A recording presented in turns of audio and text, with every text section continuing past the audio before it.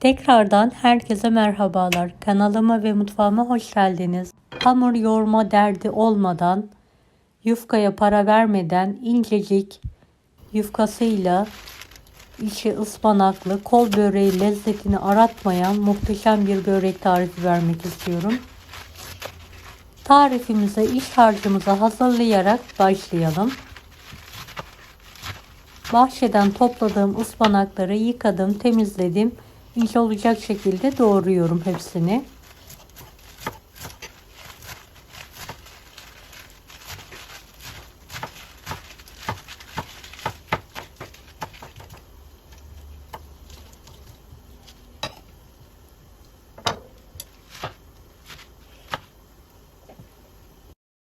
İki adet kuru soğanı bol zeytinyağı ile kokusu çıkana kadar kavuralım. Üzerine doğramış olduğumuz ıspanakların yarısını alalım. Karıştıralım.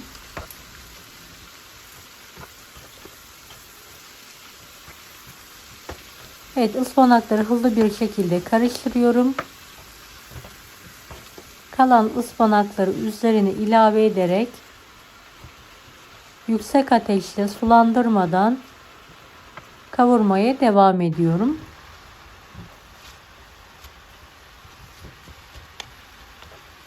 Videomu bu kısma kadar izlediyseniz yorum kısmına herhangi bir emoji bırakırsanız bana destek olmak için sevinirim.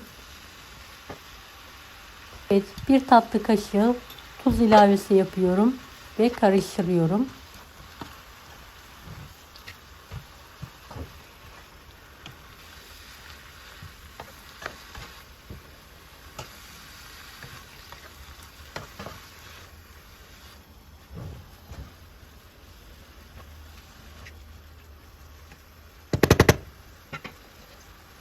Kırmızı toz biber, dilerseniz de pul biber ekleyebilirsiniz. Karıştırdıktan sonra altını kapatıyorum ve soğumaya bırakıyorum.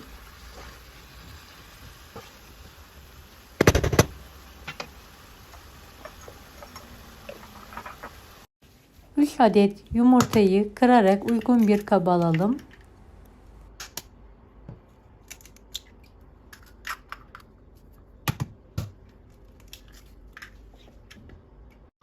Yarım su bardağı sıvı yağ, 3 su bardağı da su ilavesi yapalım üzerine.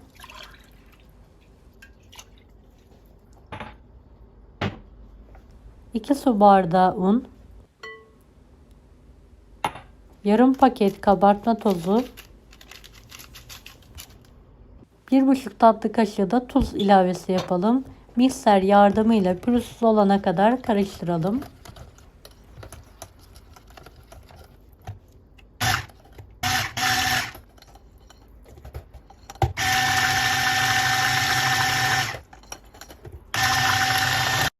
Evet, kıvamı bu şekilde cıvık, akışkan bir kıvam olmalı. Krep tavasını önceden ısıttım. Bir damla zeytinyağı damlatarak her tarafına gelecek şekilde peçete yardımıyla siliyorum. Bir kepçe hamurdan tavaya dökerek hızlıca yayalım. Orta ateşte kontrollü bir şekilde pişirelim. Evet, pişen krebimizi ters çevirerek diğer tarafını da pişirmeye devam edelim. Pişirdiğimiz krep yufkasını tezgah üzerinde soğutmaya bırakalım. Ve kalan hamuru aynı yöntemle dökerek pişirmeye devam edelim.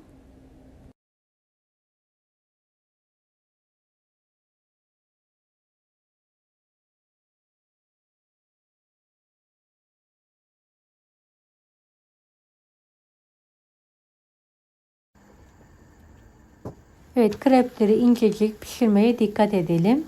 Bir kepçeden fazla dökmeyelim.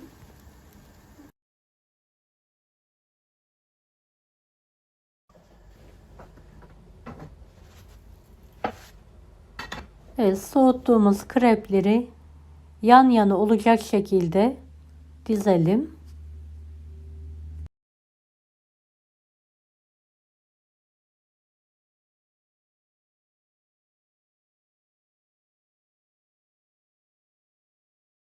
Hazırladığımız ıspanaklı harçtan kenar kısımlarına bolca koyarak uzaltalım.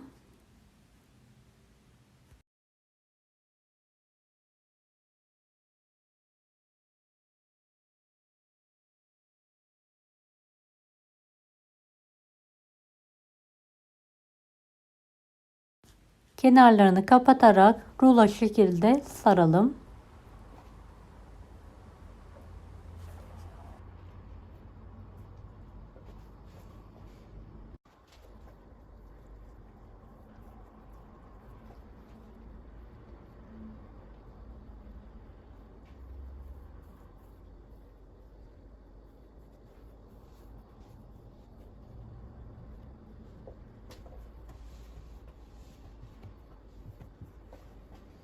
Kalan krep hamurlarını aynı yöntemle hazırlayarak şekil vermeye devam edelim.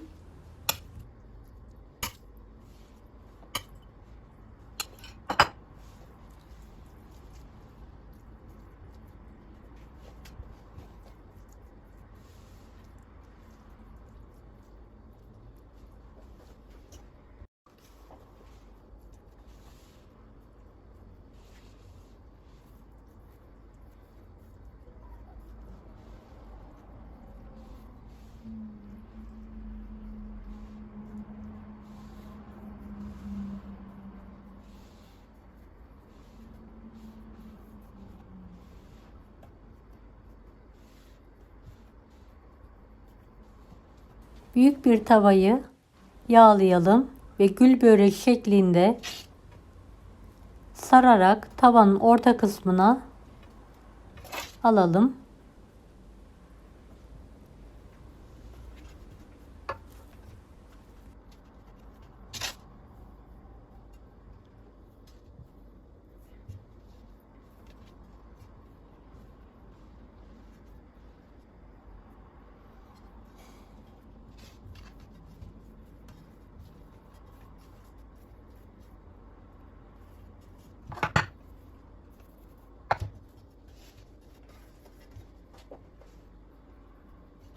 Evet, böreğimiz pişmeye hazır.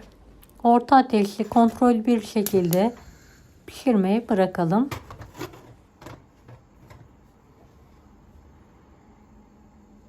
Evet, pişen böreğimizi bir kapak yardımıyla ters çevirelim. Tavaya az miktarda yağ koyarak her tarafını yağlayalım. Diğer tarafı da aynı yöntemle pişirelim.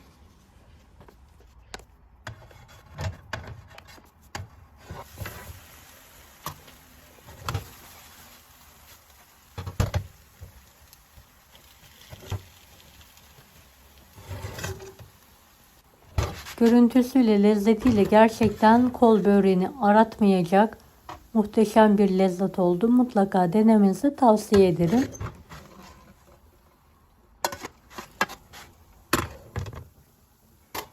Pişen böreğimizi servis tabağına alalım.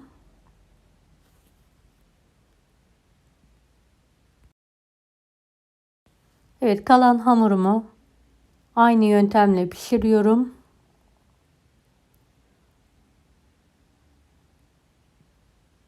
İç harç koyarak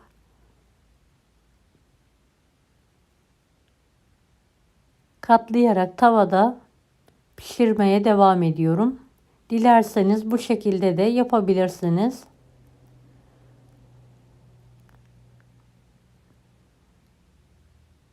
Her şekliyle de gerçekten çok lezzetli oldu.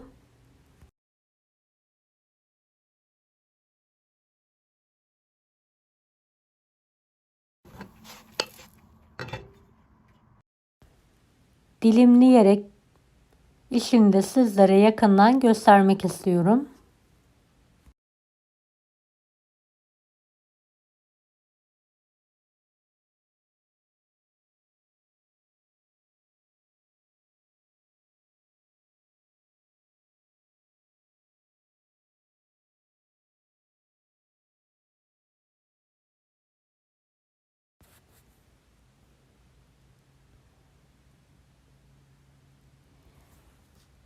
Deneyecek olanlara şimdiden kolaylıklar dilerim. Kanalıma ücretsiz abone olmayı unutmayın. Bir dahaki videolarda görüşmek üzere. Allah'a emanet olun. Hoşça kalın.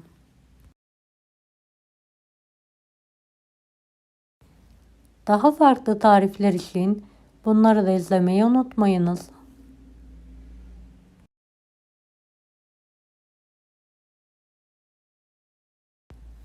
Afiyet şifa olsun herkese.